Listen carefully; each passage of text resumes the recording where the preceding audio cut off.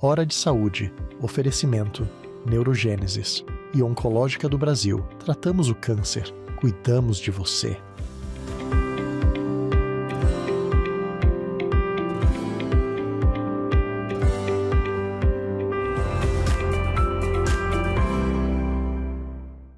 Caros amigos, mais uma vez no nosso programa dominical de saúde, Hora de Saúde, que trata do que se faz em termos de saúde no mundo, na América do Sul, no Pará, especificamente aqui na nossa região em Belém.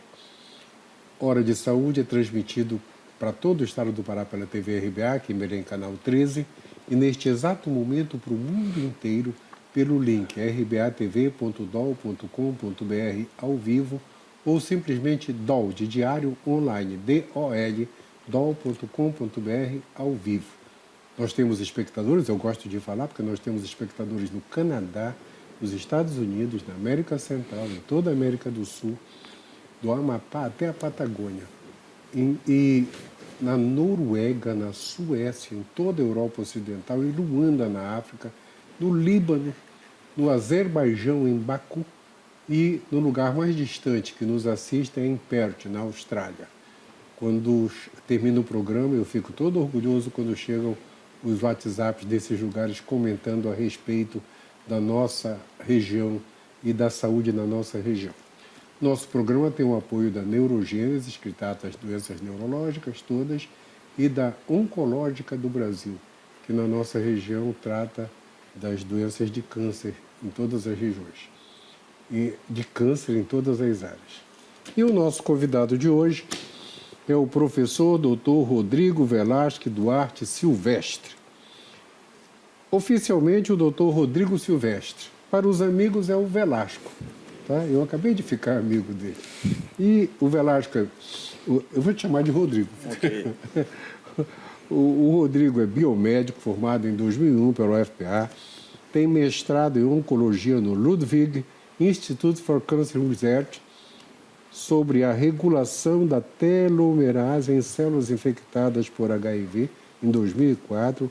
Ele tem doutorado em neurociências e biologia celular pela UFPA, sobre a relação das infecções por HPV nos tumores de próstata, em 2010. Ele é pesquisador titular em saúde pública na seção de virologia do Instituto Evandro Chagas, do Ministério da Saúde. Rodrigo, primeiro, super obrigado por ter aceito o convite, né? E toda vez que eu falo em Evandro Chagas, me dá um orgulho, assim, exponencial, tá? Porque em todos, eu viajo muito para palestra, para conferência, para essas coisas, e em todos os lugares do mundo, quando eu falo que eu sou da Amazônia, todo mundo pergunta se eu faço parte do Instituto Evandro Chagas, que é a nossa referência junto com o Museu Emílio Gueldi no mundo inteiro. E aí, como eu reviso de vez em quando os trabalhos científicos da revista, eu falo que eu faço parte do grupo, né? Com um ar de orgulho. Eu conto isso aqui no ar, que é para ninguém ficar zangado comigo. E, Rodrigo, primeiro, super obrigado por ter aceito. Tá? O Evandro Chagas é a nossa referência de ciência, uma das nossas referências de ciência.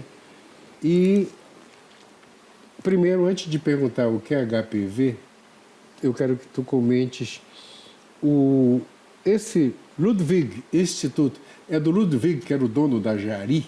Era ele, o mesmo? Porque falaram que era ele tinha ligado à ciência. Primeiro de tudo, muito obrigado, doutor Eduardo. Muito bom dia a todos. É um prazer estar aqui conversando sobre ciência e saúde. E, de fato, o Instituto Ludwig, que tinha uma sede no Brasil, e era em São Paulo, foi um instituto derivado do Daniel Ludwig, que era o idealizador do projeto Jari. Certo. E que quando ele morreu, ele deixou, então, esse legado de que ele criou esse instituto e ele fomentava esse instituto que existia em 4 filiais no mundo, com a sede em Lausanne, na Suíça. E eu tive a oportunidade de trabalhar, então, nessa filial, que era o São Paulo Branch, que era no AC Camargo, no Hospital AC Camargo, em São Paulo. Que legal. Isso é super importante, porque, de repente, um indivíduo multimilionário deixou a sua fortuna em parte para a ciência. Isso é coisa de filme, porque na vida real não é tão simples assim. Na vida real, eu não lembro de tantas pessoas que a gente possa dizer, olha, deixou a fortuna para a ciência. Né? É muito importante, claro. Isso alavancou a carreira profissional e a ciência e a saúde dentro de uma instituição que já fazia estudos e pesquisa com câncer, né, que é o Hospital C. Camargo, em São Paulo. E, bom, eu tive o privilégio de fazer parte dessa história. Que bom. E hoje é do Evandro Chagas? Hoje eu desempenho minhas atividades no Instituto Evandro Chagas. Como o senhor falou no começo, também tem esse legado para a ciência e para a pesquisa na Amazônia e na PAN na Amazônia, né? A gente trabalha com situações em diversos lugares fora de Belém, fora do estado do Pará. Então é sempre muito importante fazer parte dessa história também.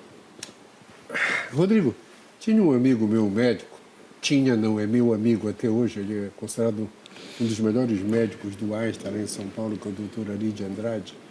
Quando nós conversávamos nos plantões, ele dizia para mim, Eduardo, tem câncer que tem causa.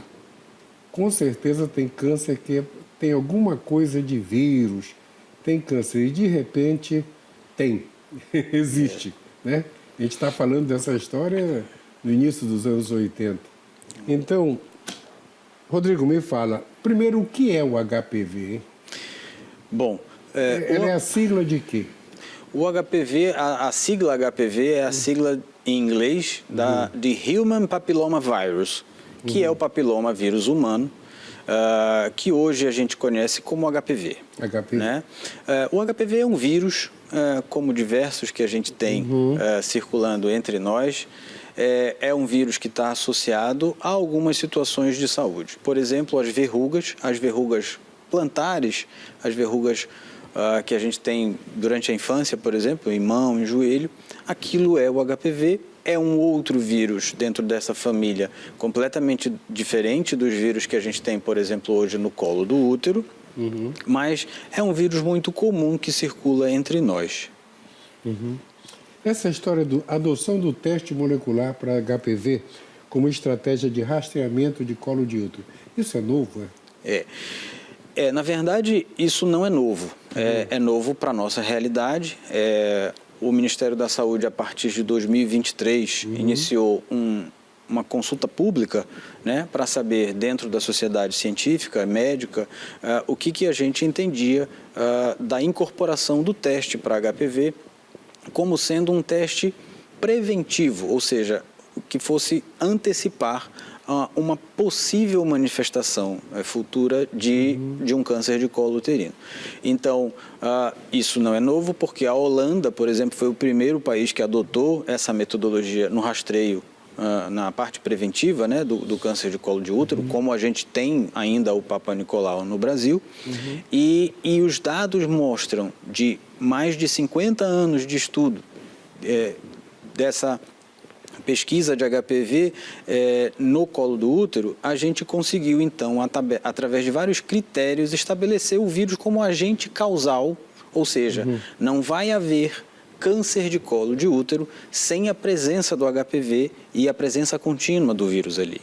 Então, a gente, a partir do estabelecimento dessa relação causal entre o HPV e o câncer de colo de útero, é que a gente chegou numa decisão que está se espalhando pelo mundo inteiro e que os dados mostram que ele é muito mais eficiente, ele é muito mais eficaz na prevenção. A gente está falando aqui de medicina de prevenção. Então, ele é muito mais eficaz na prevenção do aparecimento das lesões precursoras e que vão culminar com o câncer no colo do útero. Então, por isso, as comunidades científicas no mundo inteiro, as ações de política pública ao redor do mundo estão adotando o teste molecular para HPV como o principal mecanismo de rastreio para o câncer de colo uterino. Diferença com o velho Papa Nicolau? Bom, o Papa Nicolau, ele é um exame que ele é autolimitado.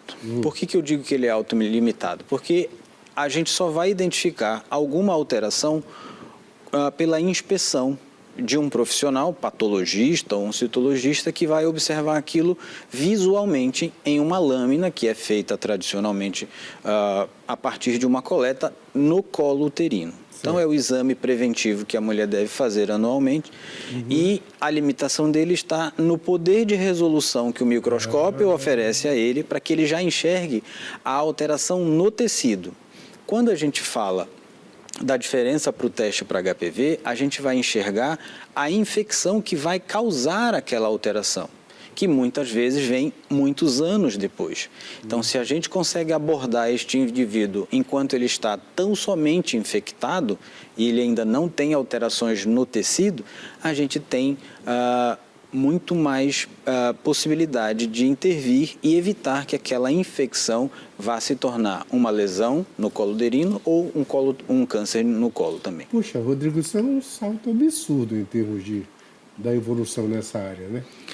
A partir do momento que a gente desenvolve, que a gente tem hoje na nossa rotina diária, seja para diagnóstico, seja para pesquisa, ferramentas que conseguem ler o DNA, a gente consegue ler o DNA da célula, a gente consegue ler o DNA desses organismos que estão circulando entre nós, como os vírus, por exemplo, a gente ganha, de fato, uma vantagem em relação àquele mecanismo de prevenção que, sem dúvida, é sem precedentes na história da medicina de prevenção. A história da ciência é um absurdo. Depois que nós chegamos na molécula... Pronto, e aí a gente consegue abordar molecular, por isso que o exame é o teste molecular. Puxa vida, a gente ficou, né? Exatamente. A precisão da coisa é fantástica, tá? Para eu que sou da época que não existia televisão, eu me espanto todas as semanas. Eu faço parte de um grupo, eu tenho atualização da minha área de trabalho de cardiologia quase que diariamente. Sim. E de vez em quando eu paro, meu Deus, olha onde nós estamos. Né? Olha onde nós estamos. A ciência evoluiu muito nessa área da investigação molecular. E nesses últimos 10, 15 anos foi um absurdo da velocidade. Né? Só para deixar registrado, assim, essa investigação entre a relação do HPV e o câncer de colo de útero, ela advém de mais de 50 anos de investigação.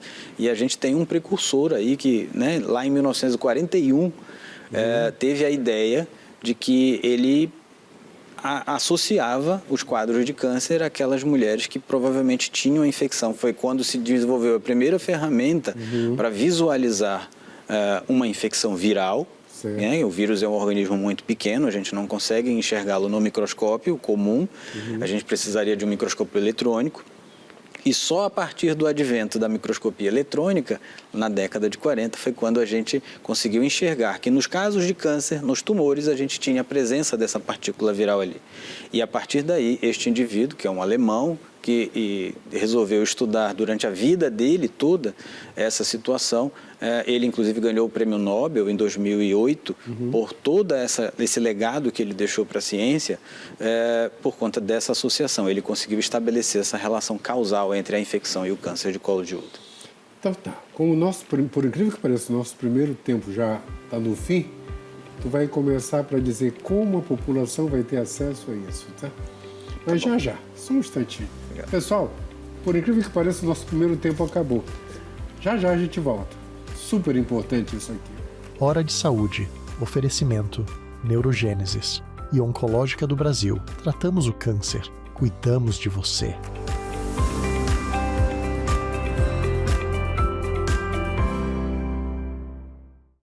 O tratamento do câncer é coisa séria e a Oncológica do Brasil é a maior rede de oncologia, home care, quimioterapia em suítes privativas. Oncológica do Brasil, tratamos o câncer, cuidamos de você. A Neurogênesis atua no mercado de saúde com produtos e serviços que se moldam às diversas tendências da transformação digital.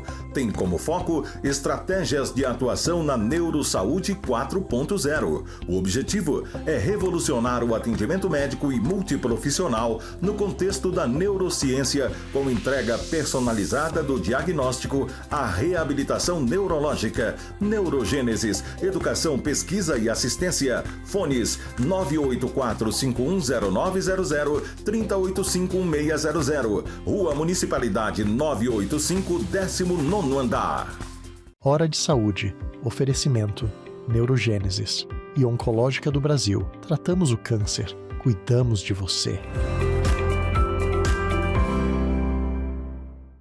Voltamos nessa conversa de super informação sobre HPV, câncer de colo de útero, com o professor Dr. Rodrigo Velasque Duarte Silvestre. O Dr. Rodrigo Silvestre, segundo ele, para os amigos, Velasco. Como eu sou amigo dele, a partir de agora, Velasco. Então, me fala uma coisa. Esse teste molecular para o HPV vai ser acessível à população? Está acessível? Qual é a previsão disso tudo? Ele vai substituir o Papa Nicolau, é isso? Sim. No primeiro momento, agora, o exame de escolha da entrada desse paciente na estratégia de prevenção é o teste molecular para HPV. Sim. E sim, ele vai estar acessível para a população, só que agora num formato de rastreamento organizado. Que isso quer dizer que aquelas mulheres que têm frequência no exame preventivo, provavelmente ela tem uma chance menor de desenvolver o câncer. Por quê? Porque ela está lá se prevenindo, ela tem uma regularidade nos exames preventivos. Então, o teste molecular vai ser empregado principalmente agora, no início da estratégia, e isso quem está tratando no nosso estado é a Coordenação de Atenção Oncológica, na CESPA, que está tratando a questão de forma muito ordenada e muito bem estruturada. Essa mulher, então, ela vai ser elegida por esse programa organizado e convocada para fazer o exame, já que ela, por exemplo, está há mais de 3 anos sem fazer o exame de Papa Nicolau, ou ela está na faixa etária, que é de 30 a 49 anos, que é de principal risco para o desenvolvimento dessas lesões de alto grau e do carcinoma in situ. Então, no primeiro momento, esse programa vai elencar quais são as classes de maior risco para que a gente faça a convocação dessas mulheres para vir fazer o teste molecular. Mas ele vai estar acessível para toda a população. Qual a previsão disso? A ideia é de que a gente comece já agora, no próximo mês, em setembro. Isso está dependendo de algumas providências que estão sendo desse processo de organização, que é muito complexo, organizar e disponibilizar esse teste para o estado inteiro. Nós temos um estado de dimensão continental, mas a CESPA está tratando isso de uma forma muito técnica, muito ordenada, e eu acho que já agora, no primeira quinzena do mês de setembro, a gente já vai ter isso disponível. Uma mulher diagnosticou com HPV positivo, é assim que fala? Isso, pode ser. Positivo. O que é que ela tem que fazer daí para frente? Bom, é muito importante a gente ter cuidado com esse momento desse diagnóstico, porque pode parecer para algumas mulheres que aquilo ali é uma sentença de que ela vai ter câncer. Não, é muito importante a gente ter registrado que 0,2% das mulheres infectadas com HPV de alto risco oncogênico é que vão desenvolver uma lesão. 0,2%. Mas por que o número de casos de câncer, e principalmente no nosso estado e na nossa região norte, é tão grande? Porque o número de pessoas infectadas é muito grande. Então, estatisticamente, a gente acaba elevando esses casos de câncer na população. Mas por que o teste molecular também é muito vantajoso com relação a outros métodos de prevenção? Porque a gente identifica uma pessoa infectada e muitas vezes ela não tem lesão nenhuma.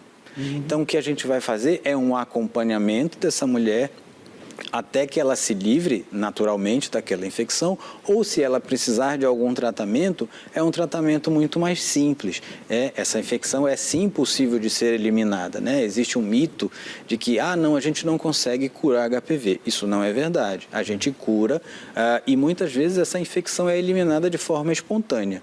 Mas é preciso de um acompanhamento a partir de agora, como a gente vai ter esse teste, de que essa mulher fique sob os cuidados desse processo que está sendo criado, que tem toda uma periodicidade de retorno e de acompanhamento pelo profissional médico que está atendendo ela. Tu disseste que na nossa região é muito prevalente HPV?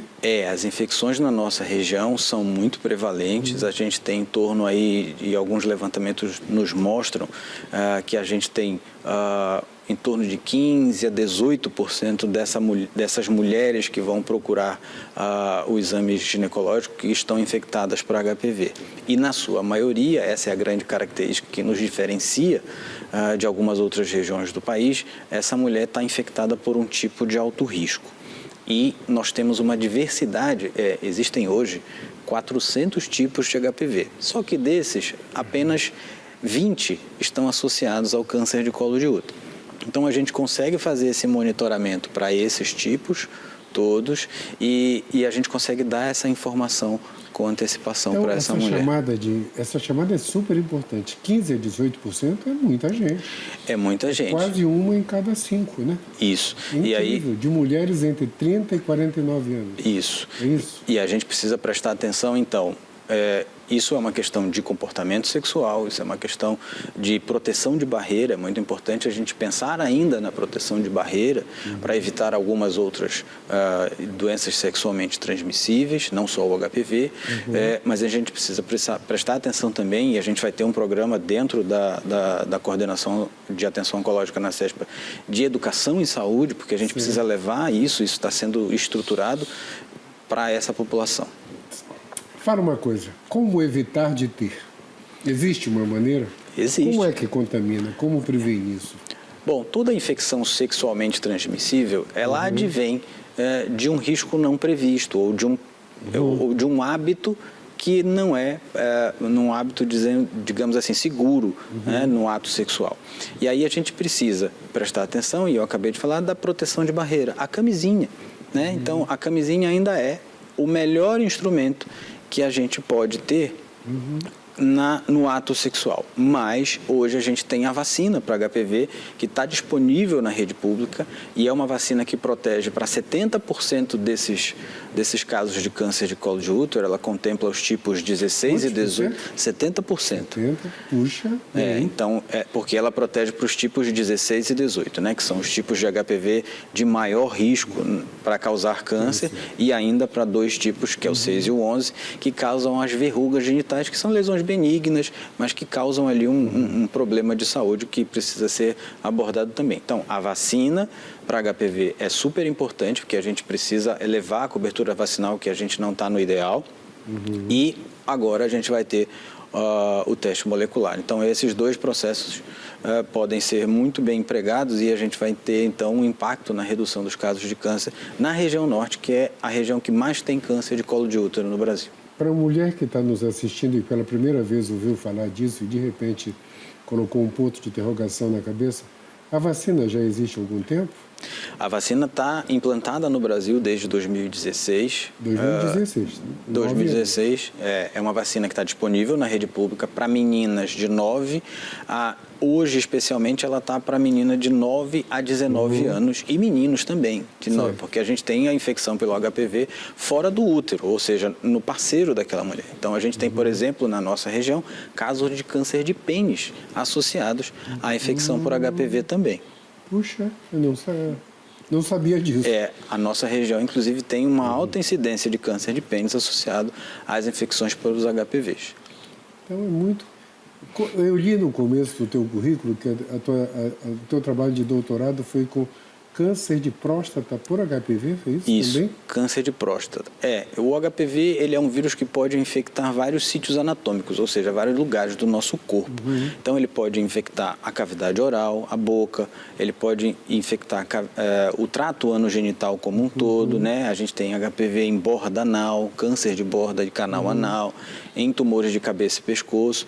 Então, e na próstata também a gente tinha essa investigação em curso, porque como o urotélio, que é o epitélio que reveste a nossa uretra, é um arcabouço onde armazena essa infecção, a ideia era de que a gente pudesse encontrar essa infecção originando os tumores na próstata. Mas a nossa incidência de relação foi muito baixa, então, aparentemente, naquele estudo, a gente não tem a relação HPV câncer de próstata, não.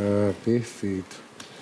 Então, tu já comentaste os tipos mais associados, essa é uma chamada de atenção, tu vai voltar aqui frequentemente para a gente conversar, tem que chamar a atenção mesmo. Claro. Né? Rodrigo, a gente está no minuto final, considerações finais e dedica o programa.